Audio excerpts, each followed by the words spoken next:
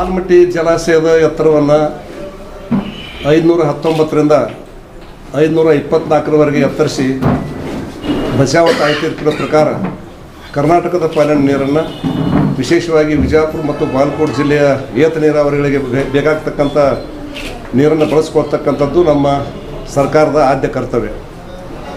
ಈ ಸಂದರ್ಭದಲ್ಲಿ ಮಹಾರಾಷ್ಟ್ರ ಸರ್ಕಾರದ ಮುಖ್ಯಮಂತ್ರಿಗಳಾಗಿರ್ತಕ್ಕಂಥ ಫಡ್ನವೀಸ್ ಅವರು ನಮ್ಮ ರಾಜ್ಯದ ಮುಖ್ಯಮಂತ್ರಿ ಆಗಿರ್ತಕ್ಕಂಥ ಸಿದ್ದರಾಮಯ್ಯನವರಿಗೆ ಆಲಮಟ್ಟಿ ಜಲಾಶಯವನ್ನು ಯಾವುದೇ ಕಾಲಕ್ಕೂ 519ರಿಂದ 520ಕ್ಕೆ ಎತ್ತರಿಸಿದ್ರೆ ಸಾಂಗ್ಲಿ, ಮಿರಾಜ್, ಮಹಾರಾಷ್ಟ್ರದ ಬಹುತೇಕ ಭಾಗಗಳ ಮುಳುಗಡೆ ಆಗ್ತಾವ ಅಂತಕ್ಕಂಥ ಒಂದು ಆಧಾರ ರಹಿತವಾಗಿರ್ತಕ್ಕಂಥ ಆರೋಪವನ್ನು ಮಾಡಿ ಪತ್ರ ಬರೆದಿರ್ತಕ್ಕಂಥದ್ದು ಅದು ಖಂಡನೀಯ. ಹಾಗೆಯೇ ಅಲ್ಲಿ ಮಹಾರಾಷ್ಟ್ರದ ಕೆಲವು ಶಾಸಕರು ಸೇರಿ ಮಾನ್ಯ ಕೂಡ ದೊಡ್ಡ ಪ್ರತಿಭಟನೆಯನ್ನು ಮಾಡಿದ್ದನ್ನು ಪತ್ರಿಕೆಯಲ್ಲಿ ನೋಡಿದ್ದೀನಿ. ಆದರೆ ಮಹಾಪೂರ್ ಯಾವಾಗ ಬರುವಂಥದ್ದು? ಈಗ ಮಹಾಪೂರ್ ಇವತ್ತು ಮಳೆ ಶುರು ಆಗೈತೆ. ಇವತ್ತು ಮಹಾಬಲೇಶ್ವರ ಬೆಟ್ಟಕ್ಕೆ ಈ ಮಳೆ ಆಗುವಂಥ ಸಂದರ್ಭದಾಗ ನದಿಗೆ ನೀರು ಜಾಸ್ತಿ ಬರ್ತಕ್ಕಂಥದ್ದು. ಆ ಬರುವಂಥ ಸಂದರ್ಭದಲ್ಲಿ ಆ ಆಲಮಟ್ಟಿ ಡ್ಯಾಮಿನ ಗೇಟ್ಗಳನ್ನು ನಾವು ಮುಚ್ಚಂಗಿಲ್ಲ. ಯಾವುದೇ ಡ್ಯಾಮಿನ ಗೇಟ್ನು ಮುಚ್ಚಂಗಿಲ್ಲ. ಮಹಾಪೂರ್ ಬಂದಾಗ ಮುಚ್ಚಿದ್ರೆ ನಡೆಯೋದಿಲ್ಲ. ಆ ಗೇಟ್ಗಳನ್ನು ಖುಲ್ಲಾ ಮಾಡಿದಾಗ ಬಂದಂಥ ನೀರು ತಾನೇ ಹೋಗುತ್ತದೆ, ಸಮುದ್ರಕ್ಕೆ ಹೋಗುತ್ತದು. ಇದು ಸಾಮಾನ್ಯ ಜನರಿಗೂ ತಿಳಿತೈತೆ. ಆ ಗೇಟ್ ಹಾಕಿದರೆ ಮಹಾಪೂರ್ ಬಂದಾಗ ಮುಳುಗಡೆ ಆಗ್ತೈತೆ ಅಂತಕ್ಕಂಥ ಮಹಾರಾಷ್ಟ್ರದ ವಾದ ಅದು ಅರ್ಥಹೀನವಾಗಿರ್ತಕ್ಕಂಥದ್ದು. ಅದಕ್ಕೆ ಯಾವ ಹಾನಿಯೂ ಆಗೋದಿಲ್ಲ. ಕೇವಲ ಇದು ಆಲಮಟ್ಟಿ ಜಲಾಶಯ ಮಾತ್ರ ಅಲ್ಲ, ಇಡೀ ದೇಶದಲ್ಲಿ ಜಗತ್ತಿನಲ್ಲಿ ಎಷ್ಟು ಜಲಾಶಯ ಅದಾವ, ಮಹಾಪೂರ್ ಬಂದಾಗ ಯಾರೂ ನೀರು ಹಿಡಿದಿಟ್ಕೊಳ್ಳೋದಿಲ್ಲ. ಮಹಾಪೂರದ ನೀರು ಕಡಿಮೆ ಆದಮೇಲೆ ಅದೆಷ್ಟು ನೀರು ಬೇಕು? 519, 19, 24 24 ಹಿಡಿದಿರ್ತಕ್ಕಂಥ ಒಂದು ಕೆಲಸವನ್ನು ಆಯಾ ಜಲಾಶಯಗಳಲ್ಲಿ ಸಂಬಂಧಪಟ್ಟವರು ಮಾಡುವಂಥದ್ದು ಪ್ರಕ್ರಿಯೆ ಸಹಜವಾಗಿ ನಡೀತಕ್ಕಂಥದ್ದು. ಇದು ವಿನಾಕಾರಣವಾಗಿ ಸುಮ್ಮನೆ ಈಗ ತೆಲಂಗಾಣ ಮತ್ತು ಆಂಧ್ರದವ್ರದ್ದು ಒಂದು ತಕರಾರು ಹಾಕಿದ್ದಕ್ಕೆ ಲೇಟ್ ಆಗೈತೆ. ನಮ್ಗೆ 2010ರಾಗ ನಮ್ಮ ತೀರ್ಪಾಗೈತೆ. ಅದು ನಮ್ಮ ಪಾಲಿನ ನೀರು ಬಳಸ್ಕೊಳಕ್ಕೆ. ಅದಕ್ಕೆ ತೆಲಂಗಾಣ ಅರ್ಜಿ ಕೊಟ್ಟಿದ್ದು ಕೂಡ ಅದು ಆಂಧ್ರದ ಪಾಲಿನಾಗ ತೆಲಂಗಾಣ ಹಂಚ್ಕೋಬೇಕದು. ಈಗ 3 ಮಹಾರಾಷ್ಟ್ರ, ಕರ್ನಾಟಕ, ಆಂಧ್ರ 3 ಅಂತಂಬರಿದ್ದಂಗೆ ಅದು 3 ಮಂದಿ ಪಾಲಾಗೈತೆ ನೀರಿನಾಗ. ಆಂಧ್ರದಾಗ ನೀವು 2 ತೊಗೋರಿ, 3 ಮಾಡ್ಕೋರಿ. ಆಂಧ್ರದ ಪಾಲಿನಾಗ ತೆಲಂಗಾಣ ತೊಗೋಬೇಕೇ ವಿನಃ ಈ 3 ರಾಜ್ಯದ ಪಾಲಿನಾಗ ತೊಗೊಳ್ಳೋವಂಥದ್ದು ಬರೋದಿಲ್ಲ. ಅದು ಕೂಡ ಅರ್ಥಹೀನವಾಗಿರ್ತಕ್ಕಂಥ ತಕರಾರು ಐತೆ ಅಲ್ಲಿ. ಹೀಗಾಗಿ ಇದು ಮಹಾರಾಷ್ಟ್ರದ ಇತ್ತಿತ್ತಲಾಗಿ ಈ ಒಂದು ತಿಂಗಳೊಳಗೆ ಅದು ಎದ್ದಿರ್ತಕ್ಕಂಥ ಕೂಗದು. ಅದಕ್ಕೆ ಯಾವುದೇ ಕಾಲಕ್ಕೂ ಕೂಡ ಮಹಾರಾಷ್ಟ್ರದ ಜನರಿಗೂ ಕೂಡ ಅಲ್ಲಿರ್ತದ ಜನಪ್ರತಿನಿಧಿಗಳಿಗೆ ಕೂಡ ವಿನಂತಿ ಮಾಡ್ತೇನೆ ನಾನು, ಇದು ಹೊಸ ಜಲಾಶಯ ಆಲಮಟ್ಟಿದು. ನಿಮ್ಮ ಮಹಾರಾಷ್ಟ್ರದ ಯಾವುದೇ ಒಂದು ಇಂಚು ಭೂಮಿ ಕೂಡ ಈ ಡ್ಯಾಮ್ನಿಂದ ಮಹಾಪೂರ್ ಬಂದಾಗ ಮುಳುಗಡೆ ಆಗೋದಿಲ್ಲ. ಹಾಕಿದ್ರೆ 524ದಾಗ ನೋಡ್ಬೇಕಾರೆ ಹಾಕಿದ್ರೆ ನೀವು ಪ್ರಯೋಗ ಮಾಡಿ ನೋಡಿರಿ. ಇದು ಒಂದೇ ಡ್ಯಾಮ್ ಅಲ್ಲ, ಎಲ್ಲ ಡ್ಯಾಮಿಗೂ ಇಂಥ ವ್ಯವಸ್ಥೆ ಇರ್ತೈತೆ. ಅದು ಅದಕ್ಕೆ ದಯವಿಟ್ಟು ಇದಕ್ಕೆ ವಿನಾಕಾರಣ ತಕರಾರು ಮಾಡಬಾರ್ದು. ಈ ತಕರಾರು ಮಾಡೋದ್ರಿಂದ ಈ ಕರ್ನಾಟಕಕ್ಕೆ ಈಗಾಗಲೇ ಸಾಕಷ್ಟು ಅನ್ಯಾಯ ಆಗೈತೆ. ಅದು ವಿಶೇಷವಾಗಿ ಜಲಾಶಯ ಕಟ್ಟುವ ಸಲುವಾಗಿ ಭೂಮಿಯನ್ನು ತ್ಯಾಗ ಮಾಡಿರ್ತಕ್ಕಂಥದ್ದು ನೂರಾರು ಊರುಗಳನ್ನು, ಬಾಗಲಕೋಟೆ ಅಂತ ಕೋಲಾರ ದೊಡ್ಡ ನಗರಗಳನ್ನು ಕಳ್ಕೊಂಡು ದೊಡ್ಡ ಹಾನಿಯಾಗಿತ್ತು ನಮಗೆ. ಈಗ ಅದನ್ನು ನೀವು ಈಗಲೂ ನಾವು ನೀರು ಉಪಯೋಗ ಮಾಡಲಿಲ್ಲ ಅಂತ ಹೇಳಿದ್ರೆ ಈ ಆಲಮಟ್ಟಿ ಜಲಾಶಯ ಬೇಕಾರಾಗತ್ತೆ ನಮಗೆ. ಇರೋದು ನಮ್ಮ 2 ಜಿಲ್ಲೆಗೆ ಅದು ಕೇವಲ ರಾಯಚೂರು ಮತ್ತು ಗುಲ್ಬರ್ಗಕ್ಕೆ ಮಾತ್ರ ನೀರು ಕೊಡ್ತಕ್ಕಂಥ ಒಂದು ಜಲಾಶಯ ಆಗುತ್ತೆ ಅದು. ಹೀಗಾಗಿ ಅದಕ್ಕೆ ವಿಶೇಷವಾಗಿ ವಿಜಯಪುರ ಮತ್ತು ಬಾಗಲಕೋಟೆ ಜಿಲ್ಲೆಯ ಜನರ ತೀವ್ರ ವಿರೋಧ ಐತೆ. ಅದಕ್ಕೆ ಬೇಗನೆ ಇವತ್ತಿನ ಸರ್ಕಾರ, ಕಾಂಗ್ರೆಸ್ ಸರ್ಕಾರ ಇವತ್ತು 519, 524 ಮಾಡೋ ಸಲುವಾಗಿ ಅದಕ್ಕೆ ಇವತ್ತು ಕೋರ್ಟ್ನಾಗ ಐತೆ ಅಂತಕ್ಕಂಥ ನೆಪ ಹೇಳಬಾರ್ದು. ಮುಖ್ಯಮಂತ್ರಿಗಳಿರ್ಬೋದು, ನೀರಾವರಿ ಸಚಿವರಿರ್ಬೋದು, ನೀವು ಬೇಕಾದ್ರೆ ನಡ್ರಿ ಕೇಂದ್ರಕ್ಕೆ ನಾವು ಬರ್ತೀವಿ. ಆದರೆ ನೀವು ಮಾಡ್ತಕ್ಕಂಥ ಕೆಲಸ ಇಲ್ಲಿ ಬಾಕಿ ಭಾಳ ಐತಿ ಇಲ್ಲಿ. ಯಾಕಂದ್ರೆ 1 ಲಕ್ಷ ಸುಮಾರು 20,000 ಎಕರೆ ಭೂಮಿ ಮುಳುಗಡೆ ಆಗತ್ತೆ. ಇಲ್ಲಿ 22 ಗ್ರಾಮ್ ಮುಳುಗಡೆ ಆಗ್ತಾವೆ. ಅದಕ್ಕೆ ಪರಿಹಾರಧನ ಕೊಡಬೇಕಂತೆಲ್ಲ ಆದೇಶ ಆಗ್ಯಾವ. ಆದರೂ ಕೂಡ ಪರಿಹಾರಧನ ಕೊಡುವಂಥ ಕೆಲಸ ನೀವು ಬಂದ್ ಮಾಡಿರಿ. ಈಗ ಹಿಂದೆ ನಮ್ಮ ಸರ್ಕಾರ ಇದ್ದಾಗ, ಬೊಮ್ಮಾಯಿಯವರು ಮುಖ್ಯಮಂತ್ರಿ ಇದ್ದಾಗ, ಆಗಿನ ನೀರಾವರಿ ಮಂತ್ರಿ ಆಗಿರ್ತಕ್ಕಂಥ ಗೋವಿಂದ ಕಾರಜೋಳ ಸಾಹೇಬ್ರವರು ಆ ನಂದಿ ಫ್ಯಾಕ್ಟ್ರಿ ಹತ್ರ ಮುಳುಗಡೆ ಸಂತ್ರಸ್ತ ಚೆಕ್ ಕೊಟ್ಟು ನಾವು ಶುರು ಮಾಡೋ ಕೆಲಸ ಅದನ್ನು ಶುರು ಮಾಡಿದ್ದು ಯಾಕೆ ಪೆಂಡಿಂಗ್ ಇಟ್ಟರೆ ನೀವು ಇಲ್ಲಿವರೆಗೆ? ಈ ಪ್ರಶ್ನೆ ಕೇಳಾಕತ್ತೆ ಕರ್ನಾಟಕ ಸರ್ಕಾರ ಕೂಡ. ನಾನು ಅದಕ್ಕೆ ದಯವಿಟ್ಟು ನೀವು ಆ ನೆಪ ಹೇಳಾರ್ದನ ನೀವು ಅದು ಕೋರ್ಟ್ನಾಗ ಆದೇಶ ಮಾಡುವಂಥದ್ದು, ಗೆಜೆಟ್ ಆಗುವಂಥದ್ದಕ್ಕೆ ನಾವು ಒತ್ತಾಯ ಮಾಡ್ತೀವಿ. ನಮ್ಮ MP ಗಳಿಗೆ ಹೇಳ್ತೀವಿ, ಅದನ್ನು ಮಾಡ್ತೀವಿ ನಾವು. ಆದರೆ ನೀವು ಪ್ರಮುಖವಾಗಿರ್ತಕ್ಕಂಥದ್ದು 1 ಲಕ್ಷ ಕೋಟಿ ರೂಪಾಯಿ ನಿಮ್ಗೆ ಬೇಕು ಪರಿಹಾರಧನ ಕೊಡೋಕೆ. ಇದನ್ನು ಇಟ್ಕೊಂಡು ಸುಮ್ಮನೆ ಕುಂಟ್ರಿ ನೆಪ ಹೇಳಬೇಡ್ರಿ. ನೀವು ಕೃಷ್ಣಾ ನದಿ ಬಾಂಡ್ ಮಾಡಿ ಮಾಡ್ತಿರೋ ಏನು ಮಾಡ್ತಿರೋ ಗೊತ್ತಿಲ್ಲ. ಹಿಂದೆ ದೇವೇಗೌಡರು ಇದ್ದಾಗ, SM ಕೃಷ್ಣ ಅವ್ರದ್ದಾಗ ಕೃಷ್ಣಾ ಬಾಂಡ್ ಅಂತ ಮಾರಿ ದುಡ್ಡು ಕೂಡಿಸಿ ಆ ಮಲ್ಲೆ ಅಂತ ಮಾಡೋಕೆ ಅದು ದುಡ್ಡು ಕೂಡಿಸ್ಯಾರ. ಅವಾಗ ನೀವು ಅದನ್ನು ಮಾಡಿರಿ, ಯಾರು ಬೇಡಂತಾರೆ? ಗ್ಯಾರಂಟಿ ಸಲುವಾಗಿ ನೀವು 90,000 ಕೋಟಿ ಮಾಡೇವಿ, 80,000 ಕೋಟಿ ಮಾಡಿ ಸ್ವಾಗತ ಮಾಡ್ತೇವೆ, ಮಾಡಿರಿ, ಪ್ರಶ್ನೆ ಇಲ್ಲ. ಅದ್ರ ಜೊತೆ ಇದು ಪ್ರಮುಖವಾಗಿರ್ತಕ್ಕಂಥದ್ದು ವಿಶೇಷವಾಗಿ ವಿಜಯಪುರ ಜಿಲ್ಲೆಯ ರೈತರ ಅಳಿವು ಉಳಿವಿನ ಪ್ರಶ್ನೆ. ಯಾಕಂದ್ರೆ ಮುಳುಗಡೆ ಆಗಿರ್ತಕ್ಕಂಥವ್ರು ನಾವು. ಇನ್ನೇನು ಸಿಮೆಂಟಿನ ಆಯುಷ್ಯ ಎಷ್ಟು ಇರ್ತೈತೆ ಹಾಕೋದು? ಈಗ 60 ವರ್ಷ ಆಗೋತದು, ಇನ್ನೊಂದು 20 ವರ್ಷಕ್ಕೆ ಅದು ಮುಗಿದು ಹೋಗ್ತದು. ನೀರು ಯಾವಾಗ ಹಾಸ್ಬೇಕು ನಮ್ಮ ರೈತರು ವಿಜಯಪುರ ಜಿಲ್ಲೆಯವರು? ಅಲ್ಲ ಆಲಮಟ್ಟಿ ಡ್ಯಾಮ್ ತೆಗ್ನಾಗ ಕಟ್ಟಿರಿ, ಅದು ವೈಜ್ಞಾನಿಕ ಡ್ಯಾಮ್ ಅಲ್ಲದು. ಡ್ಯಾಮ್ ಯಾವಾಗ ಎತ್ತರದಾಗ ಕಟ್ಟಬೇಕು, ತೆಗ್ನ್ಯಾಗ ಕಟ್ಕೊಂಡು ನಮ್ಮನ್ನೆಲ್ಲ ಮುಳುಗಡೆ ಮಾಡಿ ಆ ಲಿಫ್ಟ್ ಮಾಡಿ ತೊಗೊಳ್ಳೋಂಥ ನೀರಿಗೂ ನೀವು ಅಡ್ಡ ಹಾಕ್ತೀರಿ ಅಂತ ಹೇಳಿದ್ರೆ ಇದು ಭಾಳ ತಪ್ಪಾಗೈತಿ. ಹಿಂಗಾದ್ರೆ ಬಿಜಾಪುರ ಜಿಲ್ಲೆ ಜನ ನಾವು ಸುಮ್ಮ ಕುಂದ್ರದಿಲ್ಲ. ಇದಕ್ಕೆ ನಾವು ರಾಜ್ಯ ಸರ್ಕಾರದ ವಿರುದ್ಧ ಆಗಲಿ, ಮಹಾರಾಷ್ಟ್ರ ಸರ್ಕಾರ ವಿರುದ್ಧ ಆಗಲಿ ಒಂದು ದೊಡ್ಡ ಹೋರಾಟವನ್ನು ನಾವು ತಗೋತೀವಿ. ನಮ್ಮ 524 ಜಲಾಶಯ ಆಗುವವರೆಗೆ ನಾವು ವಿಶ್ರಮಿಸೋದಿಲ್ಲ ಅಂತಕ್ಕಂಥ ಮಾತನ್ನು ಹೇಳಿಕ್ಕೆ ಬಯಸ್ತೀವಿ. ಈಗ ಮಹಾರಾಷ್ಟ್ರದಲ್ಲಿ ನಿಮ್ಮದು ಸರ್ಕಾರ ಇದೆ, ಅಲ್ಲಿಗೆ ನೀವು ನಿಮ್ಮ ಇಲ್ಲಿ ಮುಖಂಡರ ಮೂಲಕ ಮಾಡ್ಬೋದಲ್ಲ? ಅಲ್ಲ, ಈಗ ಮಹಾರಾಷ್ಟ್ರದವ್ರು ಸರ್ಕಾರ ನಮ್ಮದು ಅದು ಪ್ರಶ್ನೆ ಬರೋದಿಲ್ಲ ರೀ. ಅವ್ರವ್ರು ತಮ್ಮ ರಾಜ್ಯದ ತಾವು ಹಿತಾಸಕ್ತಿ ಕಾಯ್ತಿರ್ತಾರೆ. ಅವ್ರು ತಿಳಿತಲು ಇದು ಯಾವ ರಾಜ್ಯದಾಗ ಯಾವುದೋ ಪಕ್ಷ ಇರೋದು ಆ ರಾಜ್ಯದ ಹಿತಾಸಕ್ತಿಗೆ ಅವ್ರು ಏನೋ ಅಲ್ಲಿ ಜನ ಏನು ಕೇಳ್ತಾರೆ ಅದಕ್ಕೆ ಉತ್ತರ ಕೊಡ್ತಿರ್ತಾರೆ ಅಷ್ಟೇ ಅವರು. ಆದ್ರೆ ಕಾನೂನು ಪ್ರಕಾರದಲ್ಲಿ ಡ್ಯಾಮ್ನ್ಯಾಗ ನೀವು ನೀರು ಗೇಟ್ ಹಾಕಿದ್ರೆ ಮಾಪುರ ಬಂದಾಗ ಗೇಟ್ ಹಾಕಿದ್ರೆ ನೀವು ಮುಳುಗಡೆ ಆಗುತ್ತದು. ಗೇಟ್ ಎಲ್ಲ ಖುಲ್ಲಾ ಮಾಡ್ತೀವಲ್ಲ ಮಾಪುರ ಬಂದಾಗ ನಾವು ಒಂದು ಗೇಟು ಮುಚ್ಚಂಗಿಲ್ಲ. ನೀರು ಹೆಂಗೆ ಜಾಸ್ತಿ ಆಕೈತಿ ಹಂಗೆ ಎಲ್ಲ ಖುಲ್ಲಾ ಮಾಡ್ತಿರ್ತೀವಿ ನಾವು. ನೀರು ನಿಂದ್ರೂ ಪ್ರಶ್ನೆ ಬರೋಂಗಿಲ್ಲ. ಯಾವಾಗ ಗೇಟ್ ಹಾಕ್ತೀವಿ ನಾವು? ಪೂರ್ಣ ಮಾಪುರ ಬಂದಾದ್ಮೇಲೆ, ಒಳಹರಿವು ಪೂರ ಬಂದಾದ್ಮೇಲೆ ಗೇಟ್ ಹಾಕ್ತೀವಿ ನಾವು ಹಂತ ಹಂತವಾಗಿ. ಅಲ್ಲಿವರೆಗೆ ಅವ್ರಿಗೆ ಏನು ಪ್ರಶ್ನೆ ಬರೋದಿಲ್ಲ ಅದು ಮುಳುಗಡೆ ಆಗುವಂಥದ್ದು. ಸುಮ್ಮನೆ ಕುಂಟು ನೆಪ ಅದು ಹೇಳ್ತಕ್ಕಂಥದ್ದು. ಅದೇನೋ ತೆಲಂಗಾಣದವ್ರು ಅಂತ ಹೇಳ್ತಾರೆ, ಮಹಾರಾಷ್ಟ್ರ ಅಂತ ಹೇಳಕತ್ತಾರೆ ಅಷ್ಟೇ. ಆ ಥರ ಅಲ್ಲ. ಈಗ ನಿಮ್ಮ ಸರ್ಕಾರ ಇದೆ, ಅಲ್ಲಿ ಕೇಂದ್ರದಲ್ಲೂ ನಿಮ್ಮ ಸರ್ಕಾರ ಇದೆ. ಈ ಸರ್ಕಾರದ ಪ್ರಭಾವಕ್ಕೆ ಕೇಂದ್ರ ಸರ್ಕಾರ ಮಣಿಯ ಸಾಧ್ಯತೆ ಇರುತ್ತೆ. ನೀವು ಅದನ್ನ ಅವರಿಗೆ ಮನವರಿಕೆ ಮಾಡ್ಬೇಕಲ್ಲ ಅಂತ. ಇಲ್ಲಿ ಸರ್ಕಾರಗಳು ಒಂದು ಭಾಗ ರೀ. ತಾಂತ್ರಿಕವಾಗಿ ನಾ ಹೇಳಕತ್ತೀನಿ ನಾವು. ತಾಂತ್ರಿಕವಾಗಿ ಜಲಾಶಯದಲ್ಲಿ ಮಾಪುರವನ್ನ ಗೇಟ್ ಹಾಕಿದ್ರೆ ಬಂದ್ ಆಕತ್ ನನಗೆ ಗೊತ್ತಾಯ್ತು. ಬರುವ ನೀರನ್ನು ತಡೆದಿದೇವಂದ್ರೆ, ಬರುವ ನೀರು ತಡೆ ಹಿಡಿದೇವಂದ್ರೆ ಮುಳುಗ್ತಾವ. ವ್ಯಾಪ್ತಿ ನೀರು ಹೋಗತ್ ನೀರು ಅದು. ಬರುವ ನೀರು ಬಿಟ್ಟೇವಂದ್ರೆ ಯಾಕೆ ಮುಳುಗ್ತಾವು? ಸಾದಾ ಒಬ್ಬ ರೈತರಿಗೆ ತಿಳಿತೈತಿ. ಕೇಂದ್ರ ಸರ್ಕಾರದ ಮೇಲೆ ನಿಮ್ಮ ಪಕ್ಷದ ಪ್ರಭಾವ ಹೆಚ್ಚಾಗೋ ಸಾಧ್ಯತೆ ಇರುತ್ತೆ. ನಮ್ಮದೇ ಸರ್ಕಾರ ಇದೆ, ನಾವು ನಮ್ಮ ಒತ್ತಾಯ ನಾವು ಮಾಡ್ತೀವಿ. ನಾವು ಜಿಲ್ಲೆಯಿಂದ ನಾವು ಏನು ಮಾಡಬೇಕು ನಾವು ಮಾಡ್ತೀವಿ. ವಿಜಯಪುರ ಜಿಲ್ಲೆಯಿಂದ ನಾವು ಒತ್ತಾಯ ಮಾಡ್ತೀವಿ. ನಮ್ಮ ಸಂಸದರಿಗೂ ಕರ್ಕೋತೀವಿ, ಮಾಡ್ತೀವಿ. ಆದ್ರೆ ಈ ರಾಜ್ಯ ಸರ್ಕಾರ ಅದು ಕಣ್ಣಿ ಒಂದು ಸಕಾರ ಶಬ್ದ ಐತಿವಲ್ಲ.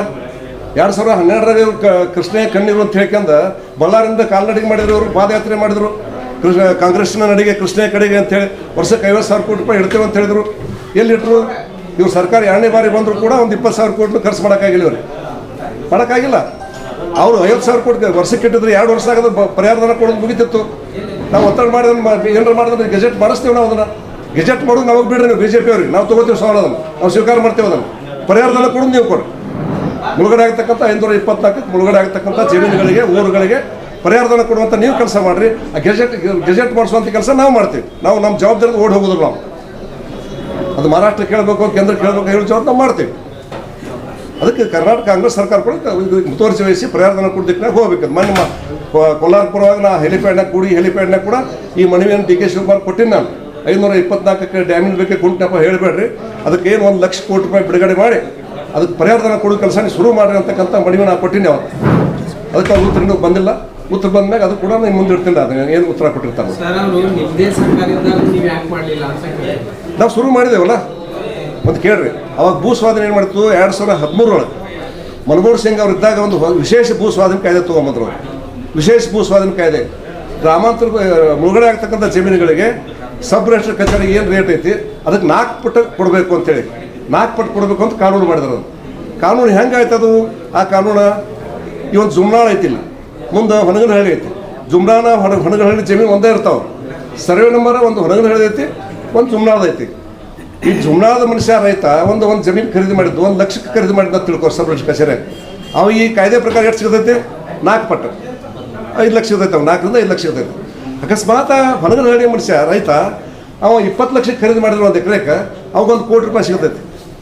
ಈ ಕಾಯ್ದೆ ದೂರ ಹೇಳ್ತೀನಿ ನೀವು. ಜಮೀನು ಒಂದೇ, ಊರ ಹೆಸರು ಬೇರೆ.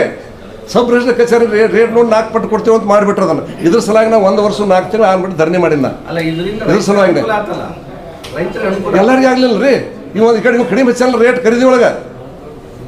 ಇವ 1 ಲಕ್ಷ ಹೆಚ್ಚ ನೀವ ಜುಮ್ನಾದವ, ಅವ್ರ ಸಮಸ್ಯೆ ಅಲ್ಲ. ಇದು ಆಗಬಾರ್ದು. ರೈತ ಗೊತ್ತಿಲ್ಲ, ರೈತಗೆ 4 ಪಟ್ಟು ಕೊಡ್ತಾ ಇರ್ತ ಗೊತ್ತಿಲ್ಲ ಅವ್ನಿಗೆ. ಏನು ಯಾರಾದರೂ 10 ಲಕ್ಷ ಕೇಳಿದ್ರು 1 ಲಕ್ಷ ಹಚ್ಕೊಂಡ್ಬರ್ತಾರೆ. ಮತ್ತು ಅಲ್ಲಿ ರೇಟು ಹಂಗೆ ಇರ್ತಾವೆ. ಸಬ್ ರಿಜಿಸ್ಟರ್ ಕಚೇರಿ ಒಳಗೆ 10 ಲಕ್ಷ ಇರಂಗಿಲ್ಲ. ಅಲ್ಲಿ ಆ ರೇಟ್ ಐತೆ, ಅದು ಒಳಗೆ ಮಾಡ್ತಿರ್ತಾರೆ. 1 ಲಕ್ಷ ಸರ್ಕಾರ ಬರೆದ್ರೆ 1 ಲಕ್ಷದ ಒಳಗೆ ಖರೀದಿ ಮಾಡ್ಕೊಂಡ್ಬರ್ತಾರೆ. ರೈತಂದು ಏನು ತಪ್ಪೈತಿ ಇಲ್ಲಿ? ಕಾನೂನು ನೀವು ಮಾಡಿ ಬೇಕಾಬಿಟ್ಟು ಕಾನೂನು ಮಾಡ್ಕಂತ, ಅದು ಕಾಂಗ್ರೆಸ್ ಸರ್ಕಾರದ ಕಾನೂನು. ಅದು 4 ಪಟ್ಟು ಕೊಡುವಂಥದ್ದು. ಈಗ ನೋಡಿ ಇವತ್ತು ಪರಿಸ್ಥಿತಿ ಹೇಳಕತ್ತೀನಿ ನಿಮಗೆ. ಈಗೇನು ನಾವು 2012 ಬೊಮ್ಮಾಯಿ ಪೂಜೆ ಮಾಡಲಿ ಕೆನಾಲ್ ಮಾಡಿದ್ವಿ, ಕೆರೆ ತುಂಬೋದು. ಆ ಎಲ್ಲ ಕೆನಾಲ್ದು ಕೋರ್ಟ್ ಆರ್ಡರ್ ಆಗ್ಯಾವ ಹೆಚ್ಚುವರಿ ಪರಿಹಾರ ಕೊಡೋ ಸಲುವಾಗಿ. ನಮ್ಮ ಜಿಲ್ಲೆಯದ ಸುಮಾರು 1,000 ಕೋಟಿ ಆಗೈತಿ.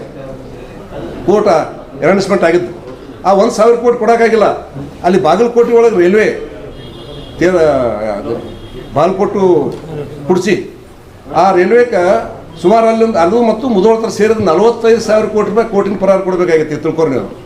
45,000 ಕೋಟಿ. ಅಲ್ಲಿ ಎಣ್ಣೆದ ರೇಟ್ ಹೆಚ್ಚಾರು ಕೋಟಿಯಾಗ ಆ ರೇಟ್ ಜಾಸ್ತಿ ಆಗೈತಿ. ಈಗ ಇವ್ರು ಹಾಕತ್ತಾರ. ಈಗ ಅದಕ್ಕೆ ಅಪೀಲ್ ಹೋಗ್ತಾರಂತ ಇವ್ರು ಕಾಂಗ್ರೆಸ್ ಸರ್ಕಾರದವ್ರು.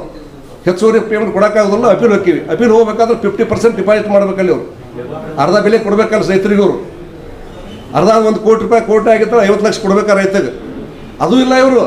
ಇಷ್ಟೆಲ್ಲ ಆಡೈತಿದ್ದು ನಮ್ಮ ಜಿಲ್ಲೆದ ಕೆನಾಲ್ದು ಬರೀ ಈ ಕೆರೆ ತುಂಬುವಂಥ ಕೆನಾಲ್ ಏನು ಮಾಡಿದ್ವಿ 3ನೇ ಹಂತದ್ದು. ಆ ಕೆನಾಲ್ದ ಸುಮಾರು ನನ್ನ ತಿಳುವಳಿಕೆ ಪ್ರಕಾರ ಮಸೂತಿ ಅಲ್ಲೆಲ್ಲ ಉಕ್ಲಿ ಮನುಗಳು ಎಲ್ಲ ಸೇರಿ ನಾ ಕೇಳಿದ್ದು ಸುಮಾರು 1,000 ಕೋಟಿ ರೂಪಾಯಿ ಆಯ್ತದು ಕೋರ್ಟ್ನಾಗ ಕೊಡುವಂಥದ್ದು. ಇದು ಕಡಿಮೆ ರೇಟಿಂದ, ಇದು ಹೆಚ್ಚು ರೇಟಿಂದ ಅಲ್ಲಿದು. ಅದು ಬಾಗಲಕೋಟೆ ಮೊದಲು ಬಿಟ್ಟುಬಿಡ್ರೆ ಕಡೆ ಇದೇ 1,000 ಕೋಟಿ ಆಗತ್ತಿದ್ದು. ಇನ್ನು ಎಲ್ಲಿ ತಂದು ಕೊಡ್ತೀರಿ ನೀವು? ಇದು ಪ್ರಶ್ನೆ ನಮ್ಮದು. ಯೋಜನೆ ಹ್ಯಾಂಗೆ ಮುಗಿಸ್ತೀರಿ ನೀವು? ಈಗ ನಿಮ್ಮ ಜಪ್ತಿ ಅದು ಮಾನ್ಯ ಬಾಗಲಕೋಟೆ ಜಮಖಂಡಿ ಒಳಗದು ಯಶೋಲ್ ಆಫೀಸ್ನ ಮೇಜ ಕುರ್ಚಿ ಜಪ್ತಿ ಮಾಡಿದ್ರೆ ಹಂಗೆ ದುಡ್ಡು ಬರ್ತಾವೆ ಜಪ್ತಿ ಮಾಡಿದ್ರೆ ಅದಕ್ಕೆ ಈಗೆಲ್ಲ ಒಂದು ರೇಟ್ ಮಾಡ್ಬೇಕಂತ ಈಗ ನೋಡ್ತಾರೆ ಅಂತೇಳಿ. ಆ ಕಾನೂನು ಬಂದಾಗ ತಪ್ಪು ಮಾಡಿರಿ ಕಾನೂನು ಅದನ್ನು. ರೈತಗೆ ಗೊತ್ತಿಲ್ಲ ಏನೋ ಅದನ್ನು.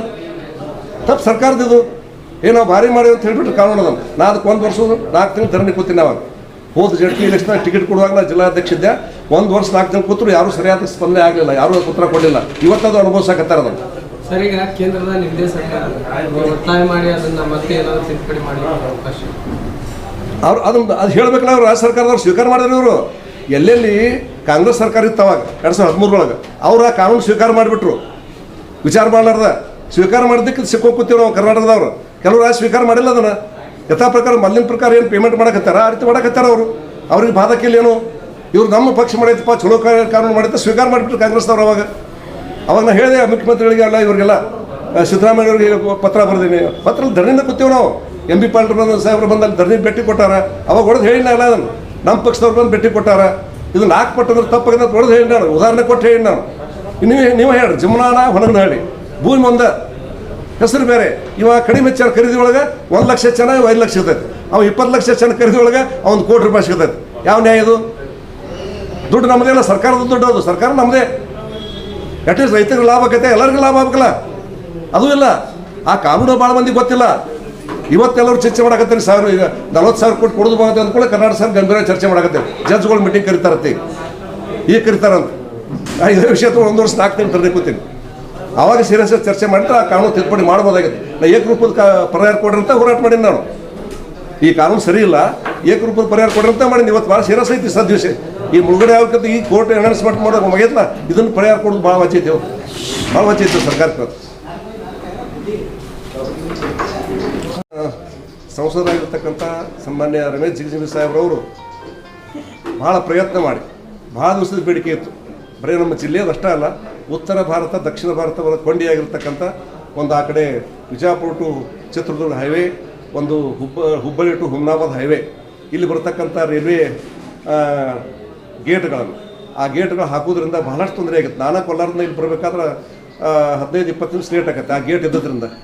ಆ ಗೇಟ್ ಓವರ್ ಬ್ರಿಡ್ಜ್ ಆಗಿಬಿಟ್ರೆ ನಾ ಮತ್ತೆ 20 ನಿಮಿಷ ಹೋಗ್ಬಿಡ್ತೀನಿ ಕೋಲಾರಕ್ಕೆ. ಅಂದ್ರೆ ಅಷ್ಟು ನನಗೆ ಒಬ್ಬಗೆ ಇಷ್ಟ ಆಕೈತೆ ಅಂದ್ರೆ ಒಬ್ಬ ರೋಗಿ ಇರ್ತಾನೆ, ಮತ್ತೊಬ್ಬರು ಇರ್ತಾನೆ, ಅರ್ಜೆಂಟ್ ಹೋಗ್ಬೇಕಾಗಿರ್ತೈತಿ, ಏನೋ ವಿಮಾನಕ್ಕೆ ಹೋಗ್ಬೇಕಾಗಿರ್ತೈತಿ, ಬಸ್ಸಿಗೆ ಹೋಗ್ಬೇಕಾಗಿರ್ತೈತಿ, ಎಲ್ಲ ತೊಂದರೆಗಳನ್ನ ದವಾಖಾನೆಗೆ ಹೋಗ್ಬೇಕಾಗಿರ್ತೈತಿ. ಅದಕ್ಕೆ ರೈಲ್ವೆ ಗೇಟ್ ಮ್ಯಾಗ ಓವರ್ ಬ್ರಿಡ್ಜ್ ಮಾಡ್ತಕ್ಕಂಥ ಕೆಲಸ ಭಾಳ ಪ್ರಮುಖವಾಗಿರ್ತಕ್ಕಂಥದ್ದು ಮತ್ತು ಎಲ್ಲ ಜನರಿಗೆ ದೇಶದ ಅಭಿವೃದ್ಧಿ ಸಲುವಾಗಿ ಆಗ್ತಕ್ಕಂಥ ದೊಡ್ಡ ಕೊಡುಗೆ ಅದು. ಹೀಗಾಗಿ ನಮ್ಮ ಸಂಸದರು ಸನ್ಮಾನ್ಯ ರಮೇಶ್ ಜಿಗಜಿಣಗಿ ಅವರು ಸನ್ಮಾನ್ಯ ಹೆಮ್ಮೆಯ ಪ್ರಧಾನಮಂತ್ರಿ ನರೇಂದ್ರ ಮೋದಿ ಅವರನ್ನ ಮತ್ತು ಕೇಂದ್ರದ ರೈಲ್ವೆ ಸಚಿವರು ಮನವೊಲಿಸಿ ಈಗಾಗಲೇ ಮನಗೂಳಿ ಗೇಟ್ ಹೇಳಿತಲ್ಲಿ ಆ ಗೇಟದ ಬ್ರಿಡ್ಜ್ ಉದ್ಘಾಟನೆ ಆಗಿದೆ. ಅದು ಓವರ್ ಬ್ರಿಡ್ಜ್. ಹಾಗೆಯೇ ಇಲ್ಲಿ ವಜ್ರ ನಿರ್ಮಾಣ ಗುಡಿ ಹತ್ರ ಇಲ್ಲಿರ್ತಕ್ಕಂಥ ಬ್ರಿಡ್ಜ್ ಕೂಡ ಓಪನಿಂಗ್ ಆಗಿದೆ. ಇವತ್ತು 17 ತಾರೀಕು, ನಾಡಿದ್ದು 17 ತಾರೀಕಿಗೆ ಇವತ್ತು ಹೊನಗನಹಳ್ಳಿ ಗೇಟ್, ಸವನಹಳ್ಳಿ ಗೇಟ್ ಏನೈತಿ ಆ ಗೇಟಿನ ಓವರ್ ಬ್ರಿಡ್ಜ್ ಕೂಡ ಮೊನ್ನೆ ನಾನು ಅದನ್ನು ನೋಡ್ಕೊಂಡು ಹೋಗಿದ್ದೀನಿ. ಅದಕ್ಕೆ ನಾಳೆ 17 ತಾರೀಕಿಗೆ ಅದನ್ನು ವಿದ್ಯುಕ್ತವಾಗಿ ಲೋಕಾರ್ಪಣೆ ಮಾಡ್ತಕ್ಕಂಥ ಕೆಲಸವನ್ನು ಇದೀಗಲೇ ನಮ್ಮ ಸಂಸದರು ಪತ್ರಿಕಾಗೋಷ್ಠಿ ಮುಖಾಂತರ ತಿಳಿಸಿದ್ದಾರೆ. ಅದೊಂದು ದೊಡ್ಡ ಕೊಡುಗೆ. ಅದು ದೊಡ್ಡ ಕೊಡುಗೆ. ಒಬ್ಬ ಸಂಸದರು ಏಕಕಾಲಕ್ಕೆ ಮತ್ತು ಇನ್ನೊಂದು ನಮ್ಮ ಕ್ಷೇತ್ರದಲ್ಲಿ ಮುಳವಾಡದಿಂದ ಮನಗುಳಿಗೆ ಹೋಗ್ತಕ್ಕಂಥ ಸಂದರ್ಭ ಅಲ್ಲಿ ಒಂದು ದೊಡ್ಡ ರೈಲ್ವೆ ಲೈನ್ ಐತೆ, ಅಲ್ಲಿ ಕೂಡ ಆ ಬ್ರಿಡ್ಜ್ ಕೂಡ ಮಂಜೂರು ಮಾಡ್ಯಾರ. ಅದು ಕೂಡ ಬರದಿಂದ ಕೆಲಸ ನಡೆದೈತಿ. ಅದು ಆಗೋದ್ರಿಂದ 2 ಹೈವೇ ಕನೆಕ್ಟ್ ಆಕತ್ತೆ. ಆ ಕಡೆ ಮುಳವಾಡ ಟು ಮನಗುಳಿ 2 ಹೈವೇನು ಜೋಡಿಸ್ತಕ್ಕಂಥ ಒಂದು ದೊಡ್ಡ ಕೆಲಸ ಆ ಬ್ರಿಡ್ಜ್ ಆಗೋದ್ರಿಂದ ಆಕೈತಿ. ಹೀಗಾಗಿ 4 ಬ್ರಿಡ್ಜ್ಗಳನ್ನು ಮಂಜೂರು ಮಾಡಿರ್ತಕ್ಕಂಥ ಸನ್ಮಾನ್ಯ ನಮ್ಮ ಸಂಸದರಿಗೆ ಮತ್ತು ಪ್ರಧಾನಮಂತ್ರಿಗಳಿಗೆ, ರೈಲ್ವೆ ಸಚಿವರಿಗೆ ತಮ್ಮ ಮುಖಾಂತರ ಧನ್ಯವಾದಗಳನ್ನು ಹೇಳ್ತೀನಿ. ಮತ್ತು ಎಲ್ಲ ಜನತೆ, ಮಹಾಜನತೆ ಈ ಒಂದು ಆ ಭೂಮಿ ಉದ್ಘಾಟನಾ ಸಮಾರಂಭದಲ್ಲಿ 17ನೇ ತಾರೀಕಿಗೆ 11 ಗಂಟೆಗೆ ನಡೀತಕ್ಕಂಥ ಉದ್ಘಾಟನಾ ಲೋಕಾರ್ಪಣಾ ಕಾರ್ಯಕ್ರಮದಲ್ಲಿ ಹೆಚ್ಚಿನ ಸಂಖ್ಯೆಯಲ್ಲಿ ಬಂದು ಆ ಕಾರ್ಯಕ್ರಮವನ್ನು ಯಶಸ್ವಿಗೊಳಿಸಬೇಕು ಅಂತಕ್ಕಂಥ ಮಾತನ್ನು ತಮ್ಮ ಮುಖಾಂತರ ಎಲ್ಲರಿಗೆ ವಿನಂತಿಯನ್ನು ಮಾಡ್ತಾರೆ. ಸರ್, ಈಗ ಮಳೆಗಾಲ ಸ್ಟಾರ್ಟ್ ಆಯಿತು, ಸಾಂಕ್ರಾಮಿಕ ರೋಗಗಳು ಹೆಚ್ಚಾಗ್ತವೆ. ಅದಕ್ಕೆ ಜಿಲ್ಲಾಡಳಿತ ಕೂಡಲೇ ಮುಂಜಾಗ್ರತೆ ವಹಿಸ್ಬೇಕಂತ ನಾನು ಜಿಲ್ಲಾ ಆಡಳಿತಕ್ಕೆ ಆಗ್ರಹ ಮಾಡ್ತೀನಿ. ಏನು ತೋರಿ ಸ್ವಚ್ಛತೆ ಬಗ್ಗೆ ಈಗ ನೋಡ್ರಿ, ಈಗ ಮಳೆ ಆಯ್ತಂದ್ರೆ ಎಲ್ಲ ಕಡೆ ರಾಡಿ ಆಗ್ತದೆ. ರಾಡಾಗಿ ಸಣ್ಣ ಸಣ್ಣ ಹುಳಗಳು ಅವು ಎಲ್ಲ ಹಳ್ಳಿಯಾಗ ಅಲ್ಲಿ ಎಲ್ಲ ಕಡೆ ಈಗ ಮೊದಲಿಗೆ ಕರೋನಾ ಈ ಥರ ರೋಗಗಳು ಈಗ ಸ್ಟಾರ್ಟ್ ಆಗ್ಯಾವ. ಅದಕ್ಕೆ ನಾನು ಜಿಲ್ಲಾಡಳಿತಕ್ಕೆ ವಿನಂತಿ ಮಾಡ್ಕೋತಿದ್ದೀನಿ, ಈಗೇ ನೀವು ಮುಂಜಾಗ್ರತೆ ಕ್ರಮ ತೊಗೊಂಡು ಸಾಂಕ್ರಾಮಿಕ ರೋಗ ಬರಲಾರ್ದಂಗೆ ತಡೆಗಟ್ಟಬೇಕಂತೇಳಿ ನಾನು ಈ ಮೂಲಕ ಅವ್ರಿಗೆ ವಿನಂತಿನೂ ಮಾಡ್ಕೋತೀನಿ, ಆಗ್ರಹನೂ ಮಾಡ್ತೀನಿ.